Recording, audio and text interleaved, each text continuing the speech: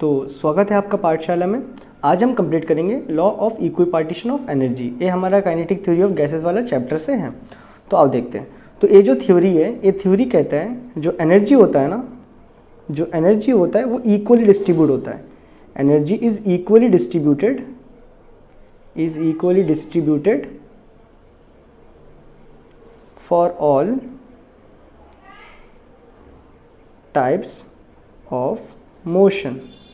अब देखो, हम इस चैप्टर में गैस के बारे में बात कर रहे थे और हमने देखा था क्या, हमने थोड़ा इसका लास्ट वीडियो में हमने क्या पढ़ा था, डिग्री ऑफ फ्रीडम के बारे में। डिग्री ऑफ फ्रीडम, तो यहाँ पे हमने बात किया था कि एक गैस कहाँ कहाँ मूव कर सकता है, या फिर एक गैस को स्पेस में पॉइंट आउट करने के लिए जितने कोऑर्डिनेट्स चाहिए वो क्या बताता है, डिग्री ऑफ फ्रीडम बताते हैं। साथ ही साथ में हमने ये भी पढ़ा था, डिग्री ऑफ फ्रीडम का ये भी मतलब होता है कि कितने पॉसिबल मोशंस वो शो कर सकता है, कितने पॉसिबल मोशंस वो शो कर सकता है। किसी का अगर डिग्री ऑफ फ्रीडम 7 आया, इसका मतलब वो 7 तरह के अलग अलग डिफरेंट मोशन शो कर सकता है। डन।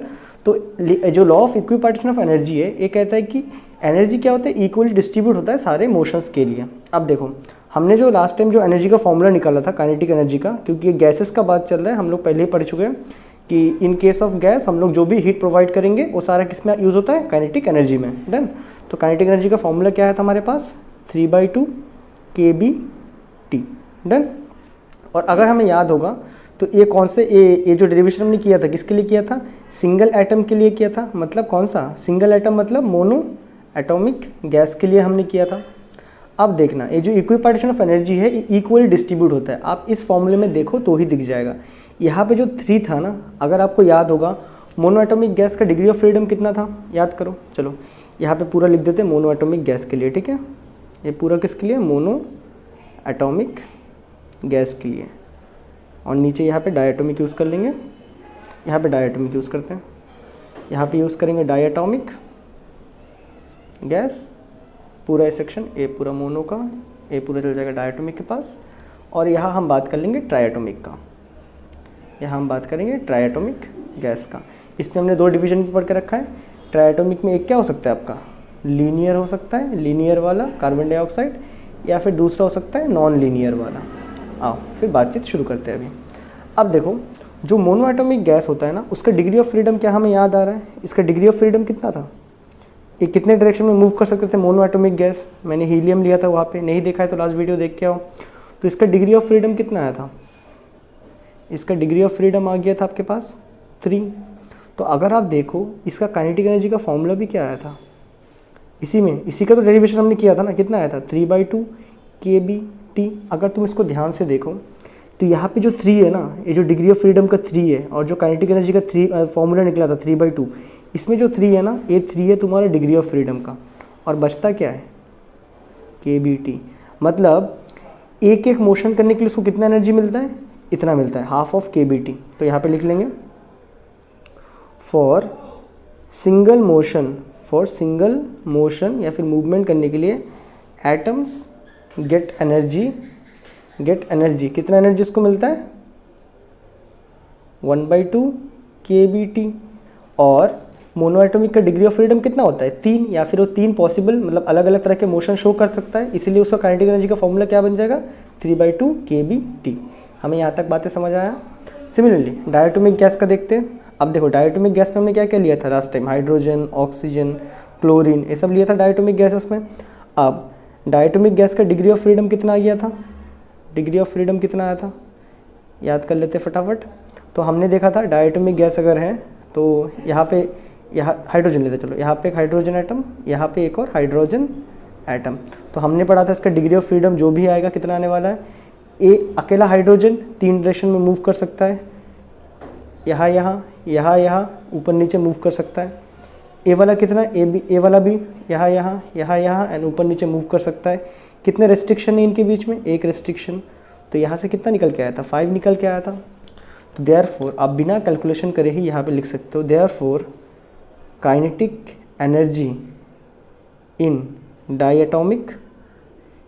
अब देखो, इससे पता है इक्विपार्टीशन का मेन मतलब क्या है, हमने इससे इक्विपार्टीशन एनर्जी को समझा कि इक्वली डिस्ट्रीब्यूट होता है, ठीक है ना, क्योंकि प्रेशर भी एक एनर्जी है, मतलब पढ़ गया देखो यार, इक्वली डिस्ट्रीब्यूट हो जाता है एनर्जी, तो वहाँ से हमने रिलेशन निकाल लिया। अगर मोनो एटॉमिक के लिए 3/2 टोटल एनर्जी था तो एक एक को हाफ मिला होगा, क्योंकि डिग्री ऑफ फ्रीडम तो 3 लिया होगा, तो वहाँ से हम बाकी सबका भी ऐसे ही कैलकुलेट करेंगे। तो kinetic energy in diatomic gas कितना आ जाएगा बताओ। डायटोमिक गैस का एक एक को कितना मिलेगा, हाफ kBT। तो डायटोमिक गैस में डिग्री ऑफ फ्रीडम कितना है, 5 है, तो 5 इंटू एक एक के लिए हाफ kBT। सिंपली मतलब ऊपर डिग्री ऑफ फ्रीडम लिखो, 5/2 kBT लिख दो, ये हो गया। सिमिलरली ट्राइएटॉमिक का करते हैं, पहले नॉन लीनियर का करते हैं। तो नॉन लीनियर में हमने H2O का एग्जाम्पल लिया था वाटर का, क्या हमें याद आ रहा है, बीच में वाटर था, ऐसा था हाइड्रोजन, यहाँ पे इनके बीच बॉन्डिंग थे, इनका डिग्री ऑफ फ्रीडम हमने निकाला था। डिग्री ऑफ फ्रीडम कितना निकाल लिया था इनका डिग्री ऑफ फ्रीडम हमने, कितने मॉलिक्यूल, 1 2 3। ये अकेला 3 तरह का मोशन कर सकता है, ये अकेला 3 तरह का कर सकता है, ये अकेला 3 तरह का कर सकता है। फिलहाल कितने रेस्ट्रिक्शन है मोशन में, 1 रेस्ट्रिक्शन, 2 3 -3, तो कितना निकल आया था, 6 निकल आया था। तो इसका काइनेटिक एनर्जी कितना हो जाएगा, therefore kinetic energy of non linear triatomic molecule कितना हो जाएगा, आपने एकदम सही सोचा है, ये हो जाएगा आपका 6 इंटू हाफ kBT, या फिर सीधा 6/2 kBT। सिंपली लिख लोगे तो कटेगा तो कितना आएगा, 3 kBT, इतना उसको एनर्जी मिलने वाला है। डन। उसी तरह अगर हम लीनियर का भी निकालना चाहें तो निकाल सकते हैं। लीनियर में हमने एग्जाम्पल किसका लिया था, कार्बन डाइऑक्साइड का। स्ट्रक्चर कुछ ऐसा होता है कार्बन डाइऑक्साइड का। इसका डिग्री ऑफ फ्रीडम कितना निकाला था हमने, डिग्री ऑफ फ्रीडम इसके लिए हमने यूज़ कर लिया था, ये अकेला 3 तरह का मोशन, ये अकेला 3 तरह का मोशन, ये अकेला 3 तरह का मोशन, मतलब 3 + 3 + 3। कितने रेस्ट्रिक्शन, 1 2, तो इसका आ गया था 7। तो इसका काइनेटिक एनर्जी कितना आ जाएगा, therefore kinetic energy of linear triatomic molecule कितना हो जाएगा, सिंपली 7/2। दिख रहा है ना, यहाँ पे जैसे 5/2 आया था, यहाँ पे जैसे 3/2 आया था, यहाँ पे जैसे 6/2 आया था, यहाँ पे भी 7/2 kBT। आई होप यहाँ पे आपको आइडिया मिल चुका है कि लॉ ऑफ इक्विपार्टीशन एनर्जी से हम करते क्या है। तो हमने यहाँ पे जो पहला हमने ड्राइव किया था उसी से हमने समझा कि हाँ भाई यहाँ पे तो एनर्जी इक्वली डिस्ट्रीब्यूट होता है। ये जो 3 है वो किसका 3 है, डिग्री ऑफ फ्रीडम का 3 है। तो हमने उसी चीज़ को दोबारा लगाया, diatomic, triatomic, linear, non linear, इन सब के लिए हमने निकाल लिया। तो ये है आपका law of equipartition of energy, कि इसमें एनर्जी क्या होता है, इक्वली दिया जाता है हर मोशन को करने के लिए, और वो एक एक मोशन को करने के लिए कितना एनर्जी मिलता है, हाफ ऑफ kBT। और उसके सामने जो भी नंबर लिखा होता है, मोनो एटॉमिक, डायटोमिक, फिर आपका ट्राइएटॉमिक में, लीनियर, नॉन लीनियर में जो भी सामने का नंबर लिखा होता है, यहाँ जैसे यहाँ पे 3 लिखा है, 3 क्या है इसका, डिग्री ऑफ फ्रीडम। जैसे यहाँ पे 5 लिखा है, 5 क्या है इसका, डिग्री ऑफ फ्रीडम। यहाँ पे 6 लिखा है, 6 क्या है इसका, डिग्री ऑफ फ्रीडम। ठीक है, इसको 6/2 करेंगे तो 3 आएगा, लेकिन यहाँ पे तो 6 मैंने लिखा है ना, आप यहाँ देख सकते हो, यहाँ 6 लिखा है मैंने ना। उसी तरह हमने लीनियर का भी पढ़ा, यहाँ पे लीनियर का डिग्री ऑफ फ्रीडम 7 है, तो 7/2 kBT।